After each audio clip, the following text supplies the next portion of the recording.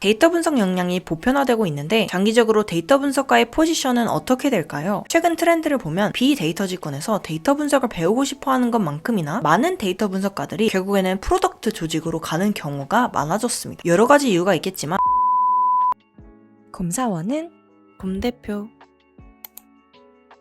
안녕하세요. 곰사원은 곰대표의 핑거입니다. 저는 IT 기획자로 첫 커리어를 시작해 현재는 데이터 사이언티스트로 일을 하고 있습니다. 데이터 직군이 대중화되면서 최근에는 점점 더 많은 분들이 데이터 분석가 그리고 데이터 사이언티스트라는 직무에 큰 관심을 보이고 있는데요. 오늘은 1만 구독자 기념 영상에서 약속드렸던 데이터 직군 Q&A 영상을 준비해보았습니다. 오늘 이 영상이 모든 회사의 데이터 직군을 대변할 순 없겠지만 굉장히 많은 분들의 이력서 컨설팅, 면접 멘토링을 하고 합격 결과를 옆에서 봐온 저의 경험을 바탕으로 현실적인 이야기들을 많이 해드릴 수 있을 것 같습니다. 오늘 다룬 Q&A 영상 외에도 데이터와 커리어에 대한 다양한 영상들이 있으니 저희 채널에 있는 다른 영상들도 함께 보시면 좋을 것 같습니다. 그럼 바로 시작하겠습니다.